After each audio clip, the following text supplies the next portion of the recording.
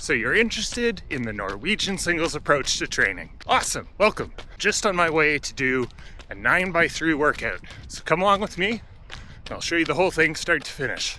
Now, the Norwegian Singles Approach is a training methodology that alternates between sub-threshold workouts on one day, easy runs the next day, sub-threshold, easy, sub-threshold, easy, then a long run, and that's your week.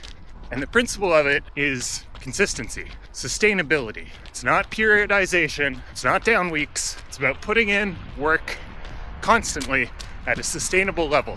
How much work can you put in and stay not injured? A lot of pretty good work beats a little bit of really tough work, at least in the long run. Because this is an approach that's meant for long-term training, sustainable training, not weeks, where you're talking months and years. So today is one of those sub-threshold days. You gotta find somewhere appropriate to do these sessions. Ideally somewhere flat and uninterrupted. Now, once you've picked your area, do an easy run on your way there. I'm doing about 10 to 15 minutes of easy running just to get to the spot. A couple other things I recommend that are not mandatory but could really help out. First one is getting an armband or chest band for heart rate monitoring. I find the optical one on the wrist doesn't work so well, especially in the winter. The other thing I recommend is setting up the workout on your watch. With Garmin, you can set up workouts. That's going to control your pacing and also do the intervals for you. So you don't need to think about it when you're on your run. Just makes it a lot easier. Your watch beeps, you do the next thing. All right, after the warm-up, I like to do some dynamic stretching. Just grab a signpost or a fence or something, swing your legs back and forth. Whatever drills you're comfortable with to get you ready to do these intervals. Today's workout is 9 times 3 minutes with 1 minute recovery. So I'm gonna run 3 minutes at sub-threshold pace and then rest for 60 seconds. Now repeat that 9 times. But what is sub-threshold pace? Now the way I learned it, threshold is the pace that you could hold for up to about an hour. But I'm not running for up to an hour. The whole point of the Norwegian Singles Approach is for sustainable training. You want to keep your lactate levels down, but I don't have a lactate meter. So instead, we use other things in the place of a lactate meter. Pace is a pretty good proxy. Threshold is going to be faster than my half marathon pace, but slower than my 10K pace. But as I said, I'm not running for an hour, so I can actually go a little bit faster than I might think, as long as that lactate doesn't have a chance to accumulate. Now, honestly, the easiest way to start is just look up a pace calculator online or from the book. There's a pretty good one called sweetspot.run. I'll link in the description below. Now, ideally, this would be based on a recent race result. I don't really have any of those right now. Gonna fix that soon. But for me, this is going to boil down to between 4 minutes and 4:15 per kilometer, and I'll kind of feel it out from there. You do also need to make adjustments based on the conditions, so whether you're running a hilly route, or if it's hot out or windy, or if the footing is really bad, or if you had a bad night of sleep, or your HRV is elevated, all of these things should prompt you to make some small adjustments here and there. But let's start running this and we'll see how it goes. All right, so we're gonna lap the watch and that'll be the start of our first rep. Let's go.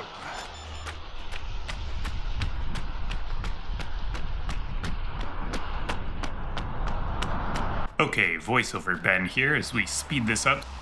Now, as I navigate these snowy sidewalks here, what I'm looking for in the first interval is to get into that pace range without going past it.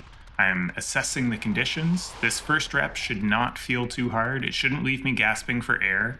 I really want to sneak up to the threshold bit by bit. Today it's still pretty snowy and there's a bit of a headwind, and I don't want to just dogmatically reach for the prescribed pace here if it's going to take too much effort to get to that pace. It's not about being so rigidly attached to hitting a very specific number. You do need to adapt with the conditions. All right, that's the first rep done. I can tell today is going to be a little tougher than I anticipated. Now, for the 1 minute recoveries, you can stop and rest, you can walk, you can do an easy jog. It's up to you. Here's the benefit of setting up your Garmin, because in 10 seconds I know that my next rep starts when the watch beeps, so you just go again. Okay, rep 2, I'm a bit more tuned in to what the pace is looking like today. This time I find I have clear sidewalks and a bit of a tailwind, so I can run in the faster end of my pace range. I'm checking my watch regularly along the way here, both for pace and heart rate. If you have configured a Garmin workout with pace or heart rate ranges, it will beep at you when you're out of the range, but I find it's a bit delayed. So while that can be useful for longer reps, I prefer the immediate feedback just looking at my watch, especially early in a session like this. All right, I could tell that rep was easier because I made it farther on the out and back. This sidewalk is definitely the winner. All right, 7 more reps to go. See you in a little bit. Just gonna get these done.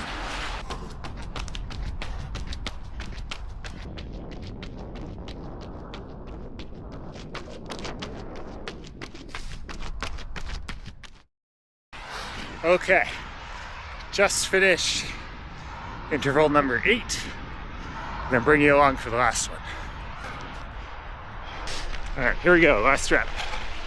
And as the session comes to a close, it can be tempting to finish strong and put in a bigger effort for the last rep.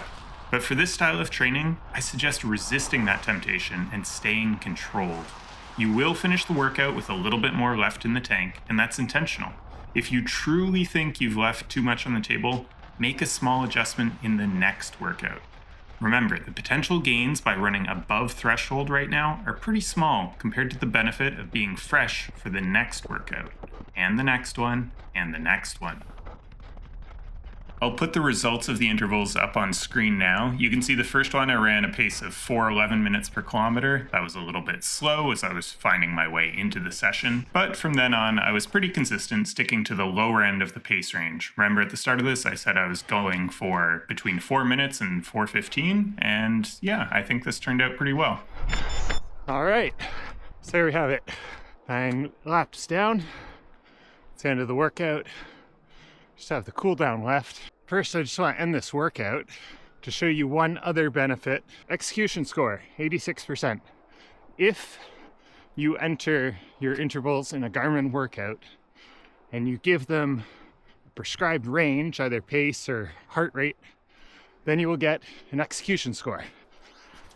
Now, you don't have to read too much into it, but it can be a nice little pat on the back to tell you that yeah, you actually stuck to what you said you were going to do. Now for me, 86, yeah, that's pretty good. I have a feeling it's because I went too fast at some points.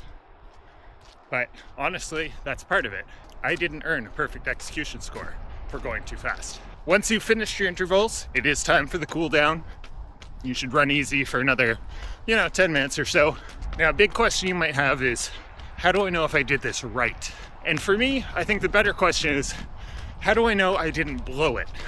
Because remember, this whole training approach is about doing things consistently and sustainably.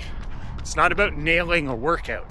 If you blow up on one of these workouts, then you're not going to be able to do your rest, subthreshold, rest, subthreshold. The whole point of this is that you can do 3 speed sessions a week. Yeah, they're not as intense, but you get 3 of them. Honestly, it kind of feels like cheating. So how do you know if you did it right? Well, for me, at the end of the workout, my hands aren't on my knees. I'm not gasping for breath. It is a tough workout, but it's not one that's going to leave me on the ground. If I had to do another rep, I could. I wouldn't want to, but I could. If the answer to that is no way in hell, then you went too hard. Another factor I like to look at is heart rate. Now for an hour-long session, I know that if my heart rate strays above 172, 173, I'm going to be in trouble. I'm into threshold territory at that point, and it's going to start getting unsustainable from there. Now for these shorter reps, I'm okay going above that a little bit for a little bit of time. In the early reps, I don't really want to be getting there, but by the later reps, if I'm getting to 175 or so, I'm okay with that. If I start hitting 180 and really going into zone 5 anaerobic, I know I've overcooked it. And honestly, the biggest proof is, can you do this again 2 days from now? And can you do it again 2 days from then? And can you repeat that cycle week after week? And I think if you look in your heart and you're really honest with yourself, and that's not easy, you'll have your answer.